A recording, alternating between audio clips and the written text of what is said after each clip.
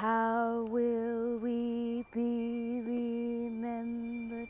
How will we be remembered? How will we be remembered? Listen to what you can hear. It's the sounds of Berkhamsted through time. The birds probably chattered just like that when the Roman boots marched along the ancient road to Cirencester. A chatter of people and dogs, just like that of people and animals gathering to watch the English crown be surrendered to William the Conqueror. And the distant hum of engines, just like that of the approaching age of industry. Steam train, canal transportation, carriage wheels, hard graft, coal merchants, and, open your eyes, Queen Victoria herself, biting into Elaine's Prince Albert apple. And there's something lovely about the eccentricity of this. I'm not sure you'd find this anywhere other than Great Britain. And to learn the history of the people who are buried here, and you kind of learn a bit more about Berkhamsted and who lived here before, and you can kind of imagine what the high street looked like and everything, not just about the cemetery. I learned about obviously the Countess and the stuff she did and how she bought this land. We bought this land for the burial ground. St. Peter's burial ground was too full. There were too many memorials, things were piling on top of each other, it was smelly. You could smell it as you rode up Castle Street towards the centre of town. So we found this acre of land on the quiet outskirts of the town. It's a very beautiful spot. Trees, quiet reflection, a very good place for people to come and lay to rest. Obviously the buildings around here were quite low, and this was the edge of town. I'm here representing William Claridge, an early exponent of photography in Berkhamsted, who was firstly an artist and then subsequently a photographer after it was invented.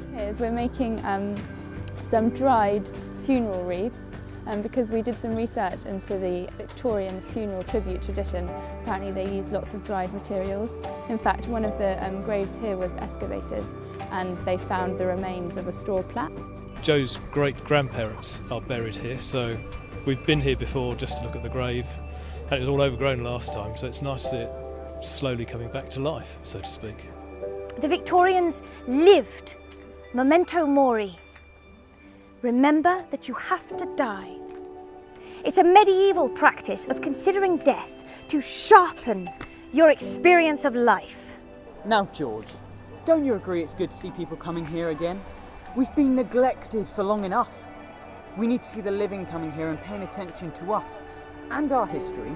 The guides are excellent. They know the history so well. It brings things to life. I think that's important. And I think it's an absolutely fantastic idea because this is history. I was going to say it's living history, but of course it's not, but it is in a way. About the children that were buried here at such young ages, it was just really emotional to hear about the stories behind those burials. This white rock here is called Portland limestone, and it comes from the south coast around the Isle of Portland, and it was deposited about 160 or more million years ago. Portland stone is very prevalent in many areas because it was chosen as the main stone to use for the war graves. We learned about Eliza Lane and how she was like an undercover journalist, because obviously women weren't allowed to write in those days, and so she went under her husband's name, Quincy Lane. The first lady journalist enrolled in the London district of the National Association of Journalists. Yeah, I loved it because it was like really energetic, and in class it isn't. That it's a joyous place rather than a sad place. Yes, I think because the children have come and understood more. Not oh dear, somebody's died here.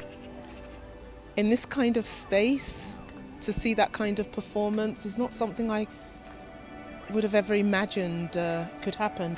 It's a living space still, and we've got memories, but we want to build on those memories. So instead of having a headstone or a plaque or a wooden cross or something, the cemetery trying to look at other ways of memorialising.